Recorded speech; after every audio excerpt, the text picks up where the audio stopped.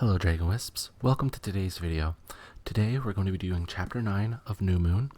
I would like to apologize for not having gotten this out sooner. I know I had planned for it to be out last month, but unfortunately, as I have stated a couple of times, I got sick and was unable to record in my car due to extreme temperatures. But alas and alack, I digress. Before I begin, I'd like to remind you to like the video and subscribe to the channel if you haven't yet to become a Dragon Wisp. Alright, without further ado, sit back, relax, and enjoy Chapter 9 of New Moon. Chapter 9, Third Wheel. Time began to trip along much more quickly than before. School, work, and Jacob, though not necessarily in that order, created a neat and effortless pattern to follow. And Charlie got his wish. I wasn't miserable anymore. Of course, I couldn't fool myself completely. When I stopped to take stock of my life, which I tried not to do too often, I couldn't ignore the implications of my behavior. I was like a lost moon, my planet destroyed in some cataclysmic disaster movie scenario of desolation that continued, nevertheless, to circle in a tight little orbit around the empty space left behind, ignoring the laws of gravity. I was getting better with my bike, which meant fewer bandages to worry Charlie, but it also meant that the voice in my head began to fade, until I heard it no more. Quietly, I panicked.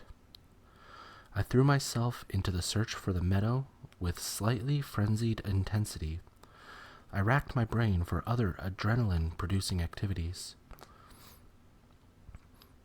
I didn't keep track of the days that passed. There was no reason, as I tried to live as much in the present as possible. No past fading, no future impending. So I was surprised by the date when Jacob brought it up on one of our homework days. He was waiting when I pulled up in front of his house. "Happy Valentine's Day," Jacob said, smiling, but ducking his head as he greeted me. He held out a small pink box, balancing it on his palm.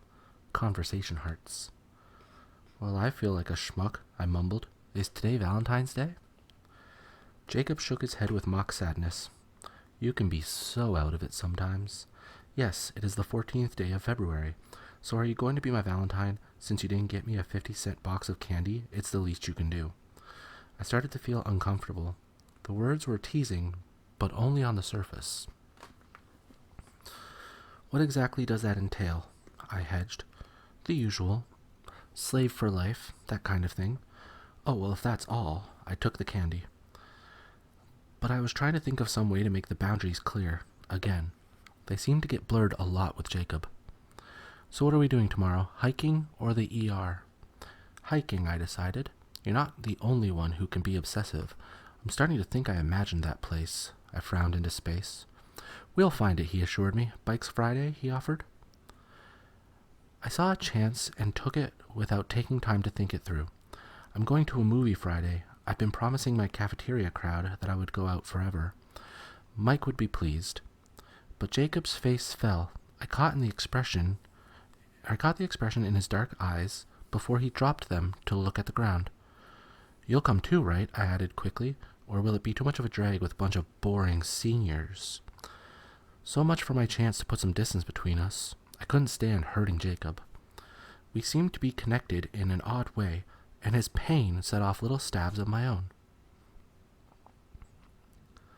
Also, the idea of having his company for the ordeal I had promised Mike, but really didn't feel any enthusiasm at the thought of following through, was just too tempting.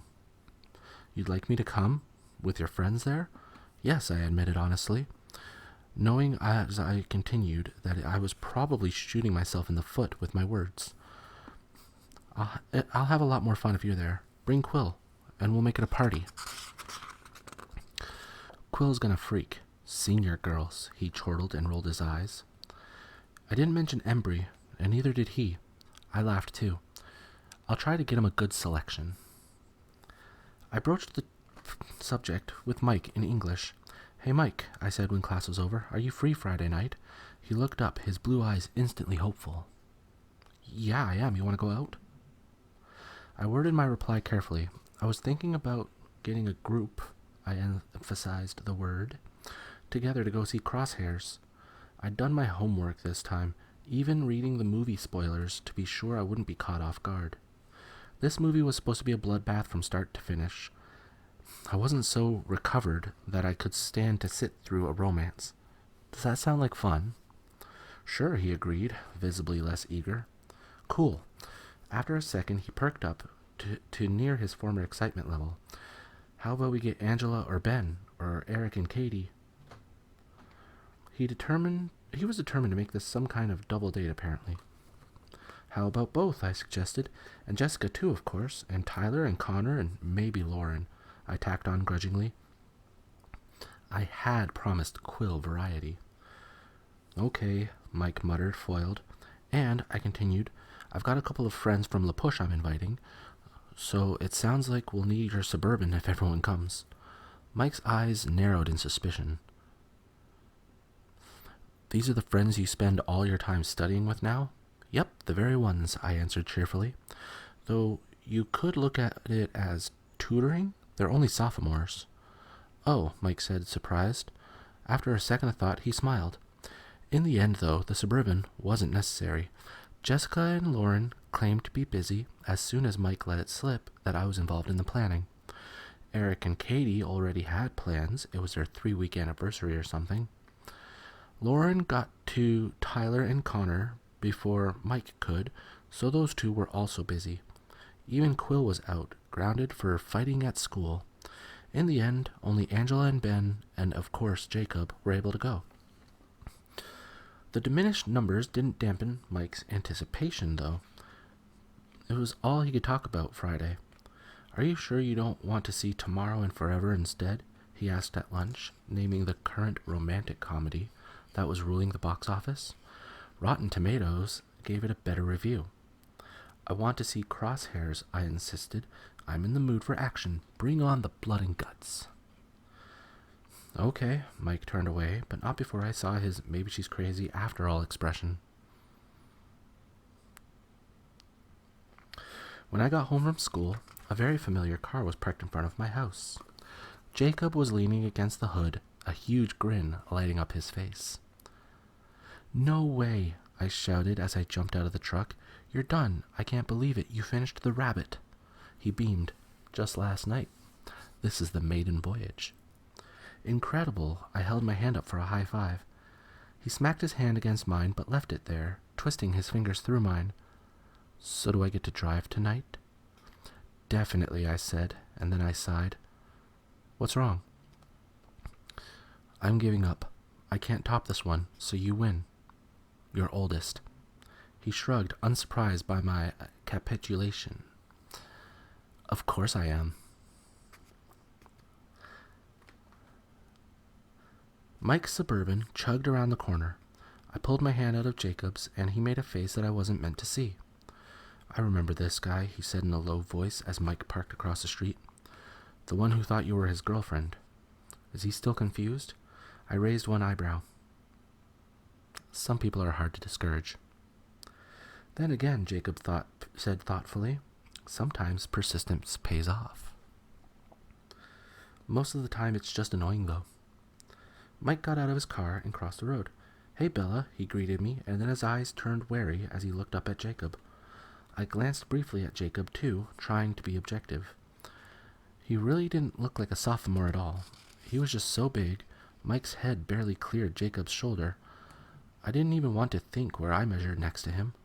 And then his face was older looking than it used to be, even a month ago. Hey, Mike, do you remember Jacob Black? Not really. Mike held out his hand. Old family friend, Jacob introduced himself, shaking hands. They locked hands with more force than necessary. When their grip broke, Mike flexed his fingers. I heard the phone ringing from the kitchen. I'd better get that. It might be Charlie, I told them, and dashed inside. It was Ben. Angela was sick with the stomach flu, and he didn't feel like coming without her. He apologized for bailing on us. I walked slowly back to the waiting boys, shaking my head. I really hoped Angela would feel better soon, but I had to admit that I was selfishly upset by this development. With just the three of us, Mike and Jacob and me, together for the evening, this had worked out brilliantly, I thought with grim sarcasm. It didn't seem like Jake and Mike had made any progress towards friendship in my absence. They were several yards apart, facing away from each other as they waited for me. Mike's expression was sullen, though Jacob's was cheerful as always. Ange is sick, I told them glumly. She and Ben aren't coming. I guess the flu is making another round. Austin and Connor were out today, too. Maybe we should do this another time, Mike suggested. Before I could agree, Jacob spoke. I'm still up for it, but if you'd rather stay behind, Mike... No, I'm coming, Mike interrupted. I was just thinking of Angela and Ben. Let's go, he started toward his Suburban. Hey, do you mind if Jacob drives? I asked. I told him he could. He just finished his car. He built it from scratch, all by himself, I bragged, proud as a PTA mom with a student on the principal's list. Fine, Mike snapped. All right then, Jacob said, as if that settled everything.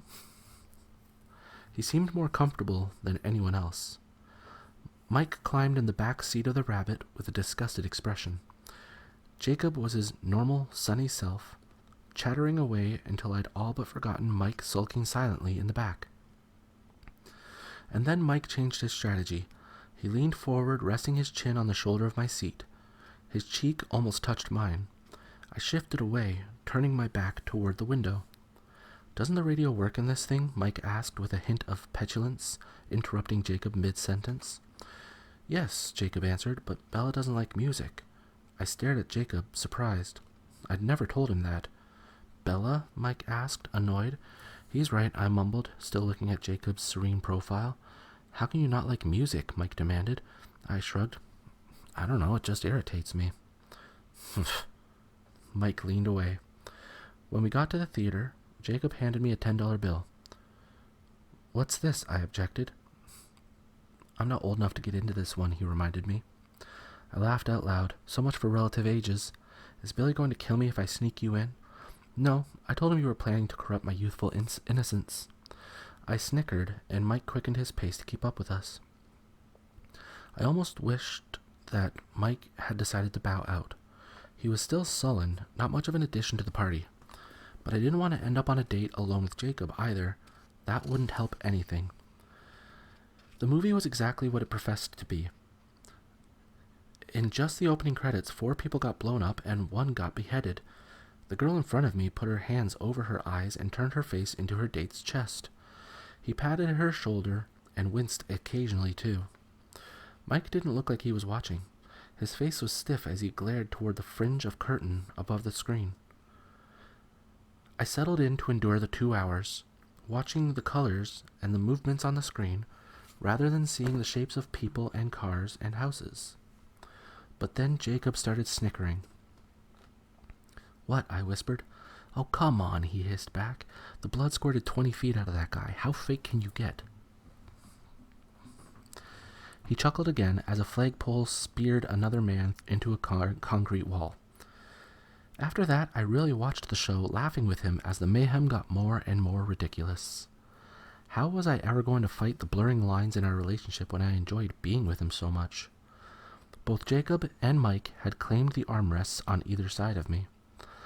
Both of their hands rested lightly, palms up, in an unnatural-looking position. Like steel bear traps, open and ready. Jacob was in the habit of taking my hand whenever the opportunity presented itself, but here in the darkened movie theater, with Mike watching, it would have a different significance, and I was sure he knew that. I couldn't believe that Mike was thinking the same thing, but his hand was placed exactly like Jacob's. I folded my arms tightly around across my chest and hoped that both their hands fell asleep. Mike gave up first. About halfway through the movie, he pulled his arm back, and I leaned forward to put his head in his hands. At first, I thought he was reacting to something on the screen, but then he moaned. Mike, are you okay? I whispered. The couple in front of us turned to look at him as he groaned again. No, he gasped. I think I'm sick. I could see the sheen of sweat across his face in the light from the screen. Mike groaned again and bolted for the door.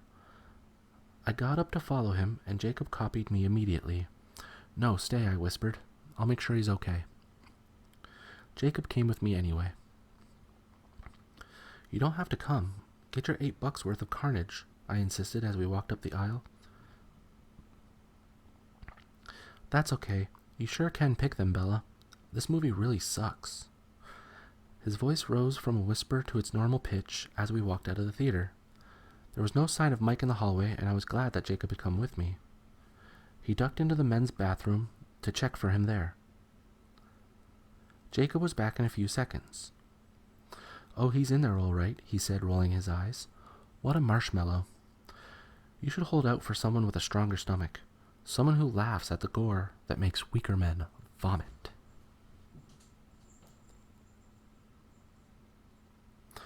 I'll keep my eyes open for someone like that. We were all alone in the hallway. Both theaters were halfway through the movie, and it was deserted, quiet enough for us to hear the popcorn popping at the concession counter in the lobby. Jacob went to sit on the velveteen upholstered bench against the wall, patting the space beside him.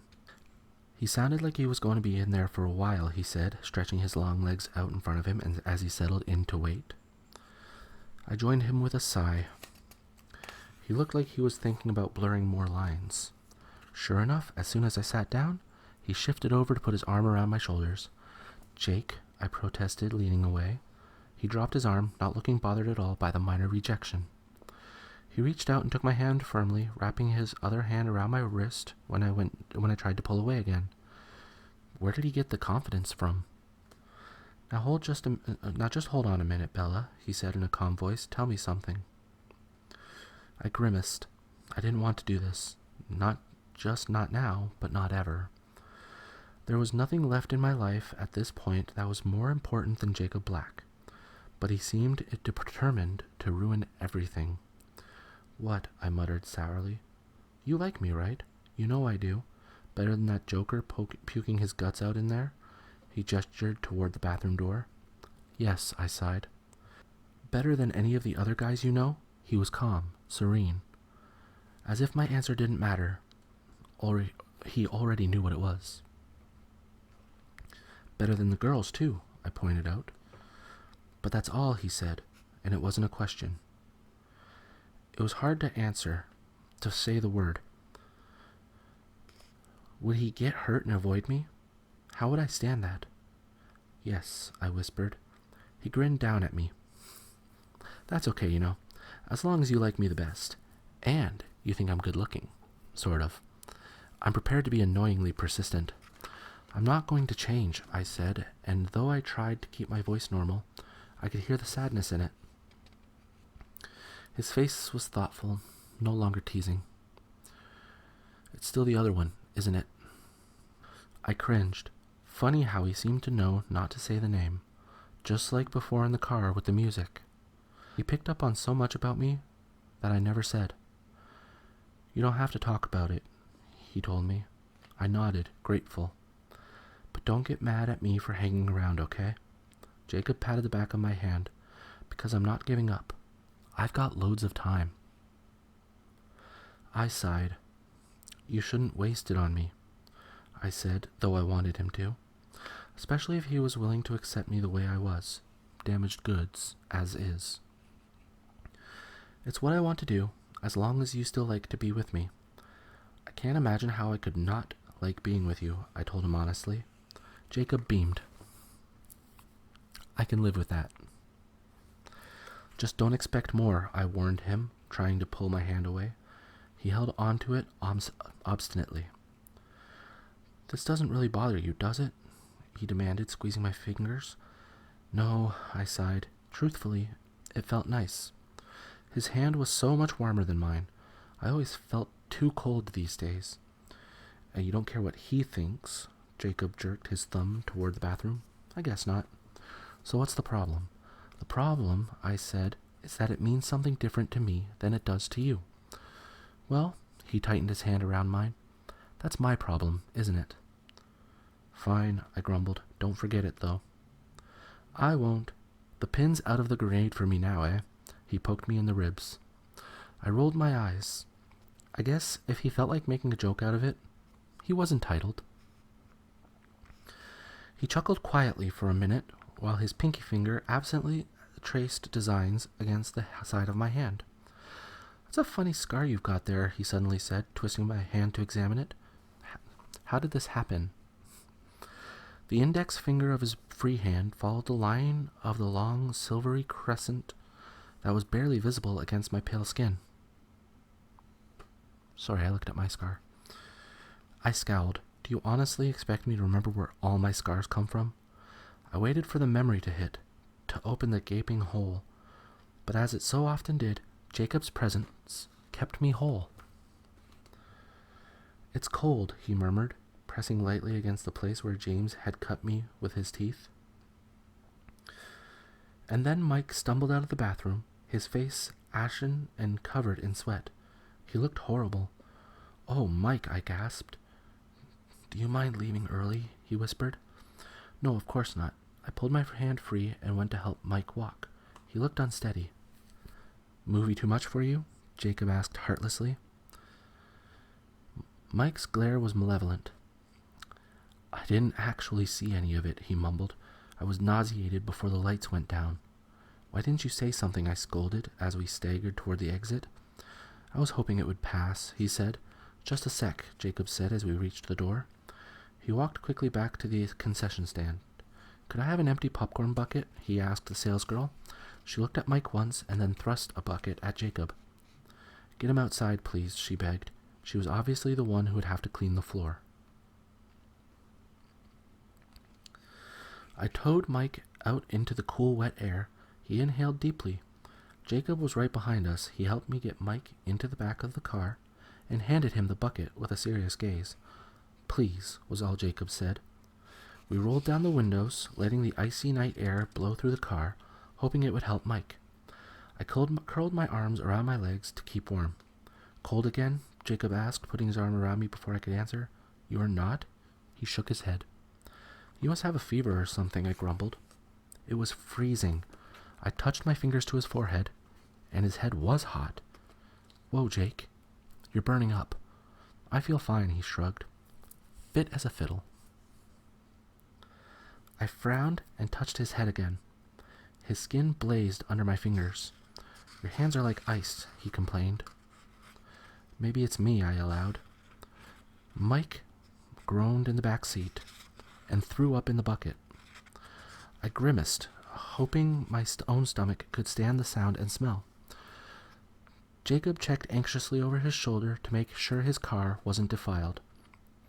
The road felt longer on the way back. Jacob was quiet, thoughtful. He left his arm around me, and it was so warm that the cold wind felt good. I stared out the windshield, consumed with guilt. It was so wrong to encourage Jacob, pure selfishness. It didn't matter that I'd tried to make my position clear.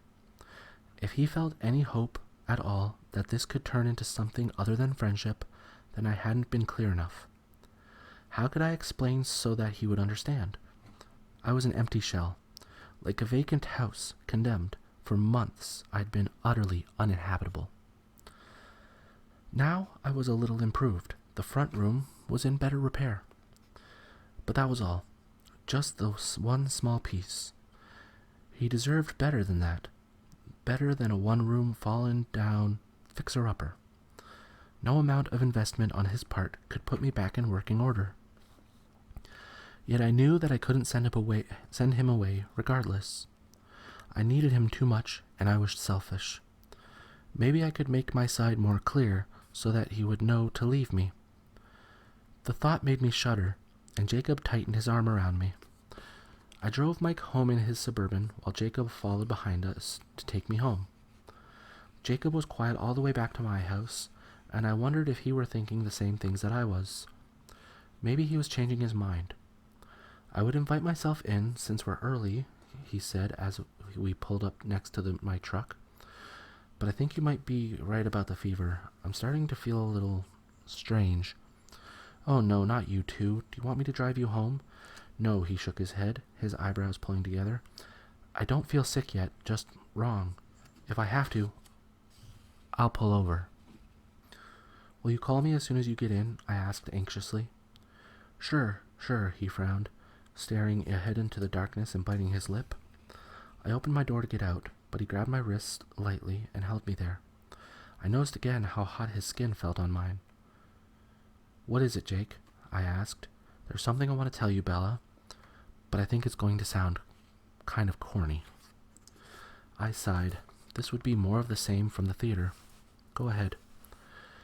It's just that I know how you're unhappy a lot, and maybe it doesn't help anything, but I wanted you to know that I'm always here. I won't ever let you down. I promise that you can always count on me. Wow, that does sound corny, but you know that, right? That I would never ever hurt you? Yeah, Jake, I know that, and I already do count on you, probably more than you know. The smile broke across his face the way the sunrise set the clouds on fire, and I wanted to cut my tongue out. I hadn't said one word that was a lie, but I should have lied. The truth was wrong. It would hurt him. I would let him down. A strange look crossed his face. I really think I'd better go home now, he said. I got out quickly. Call me, I yelled as he pulled away. I watched him go, and he seemed to be in control of the car at least. I stared at the empty street when he was gone, feeling a little sick myself, but not for any physical reason. How much I wished that Jacob Black had been born my brother, my flesh and blood brother, so that I would have some legitimate claim on him that still left me free of any blame now. Heaven knows I had never wanted to use Jacob, but I couldn't help but interpret the guilt I felt now to mean that I had. Even more, I had never meant to love him.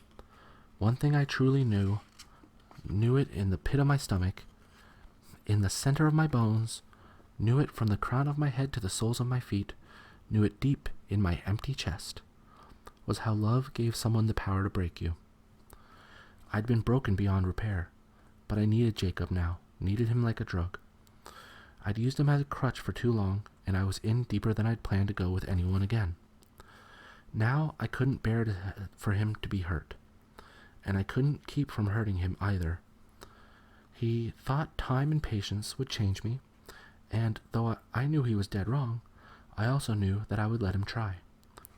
He was my best friend, I would always love him, and it would never, ever be enough. I went inside to sit by the phone and bite my nails. Movie over already? Charlie asked in surprise when I came in. He was on the floor just a foot from the TV. Must be an exciting game. Mike got sick, I explained. Some kind of stomach flu. You okay? I feel fine now, I said doubtfully. Clearly, I'd been exposed.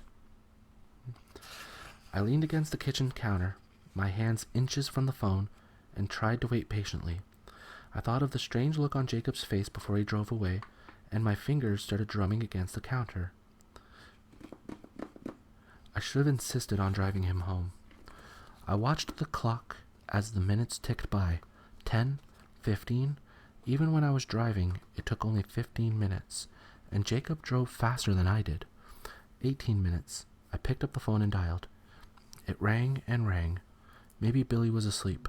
Maybe I dialed wrong. I tried again. On the 8th ring, just as I was about to hang up, Billy answered. Hello, he asked. His voice was wary, like he was expecting bad news. Billy, it's me, Bella. Did Jake make it home yet? He left here about 20 minutes ago. He's here, Billy said tonelessly. He was supposed to call me. I was a little irritated. He was getting sick when he left, and I was worried. He was. Too sick to call. He's not feeling well right now. Billy sounded distant. I realized he must want to be with Jacob. Let me know if you need any help, I offered. I could come down. I thought of Billy stuck in his chair, and Jake fending for himself. No, Billy said quickly. We're fine. Stay at your place. The way he said it was almost rude. Okay, I agreed. Bye, Bella. The line disconnected. Bye, I muttered. Well, at least he'd made it home. Oddly, I didn't feel less worried. I trudged up the stairs, fretting. Maybe I would go down before work tomorrow to check on him. I could take soup. We had to have a can of Campbell's around here somewhere. I realized all such plans were cancelled when I woke up early. My clock said 4:30 and sprinted to the bathroom. Charlie found me there a half hour later, lying on the floor, my cheek pressed against the cold edge of the bathtub. He looked at me for a long moment. "Stomach flu," he finally said. "Yes," I moaned. "You need something?" he asked. "Call the Newtons for me, please," I instructed hoarsely. "Tell them I have what Mike has and that I can't make it in today. Tell them I'm sorry." "Sure, no problem," Charlie assured me. I spent the rest of the day on the bathroom floor, sleeping for a few hours with my head on a crumpled-up towel. Charlie claimed that he had to work, but I suspected that he just wanted access to the bathroom. He left a glass of water on the floor beside me to keep me hydrated. It woke me up when he came back home. I could see that it was dark in my room, after nightfall. He clumped up the stairs to check on me. "Still alive?" "Sort of," I said. "Do you want anything?" "No, thanks."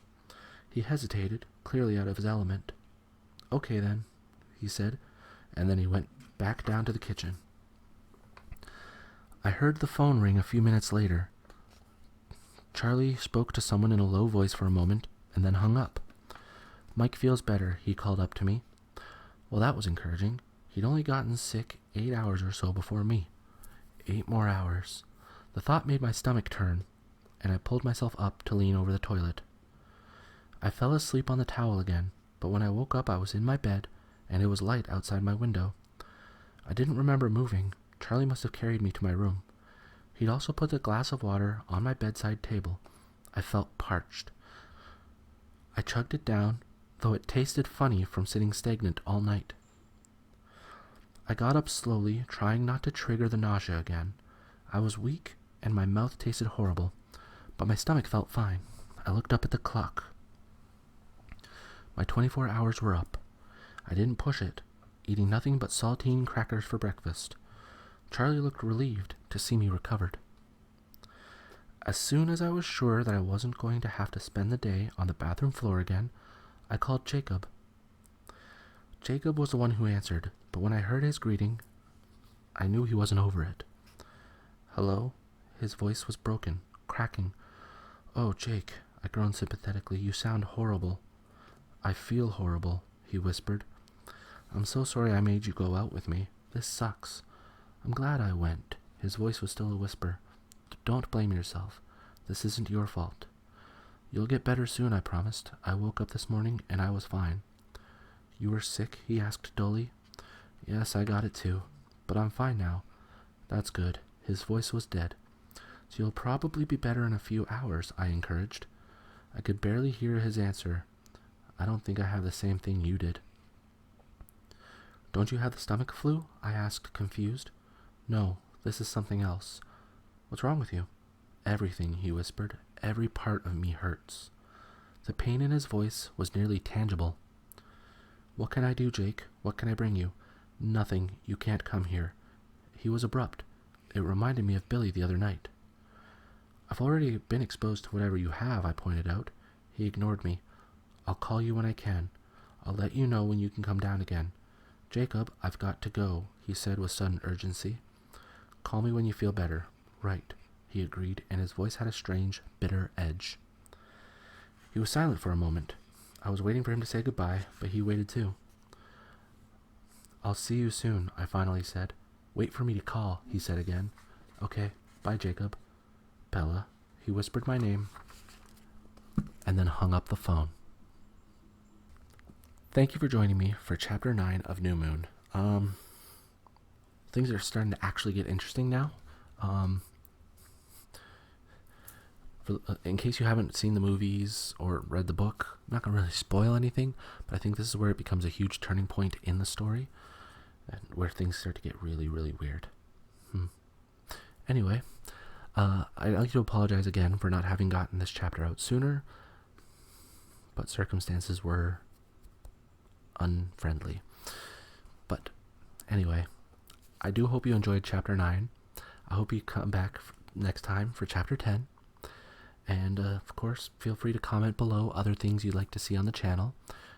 Role plays, stories, books, songs, anything.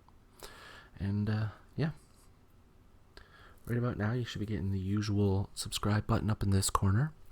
This corner over here is going to be the latest video on the channel. Over here we've got a video recommended for you by YouTube, and over here is the New Moon playlist. So again, thank you for joining me, and as always, have a peaceful day. Bye.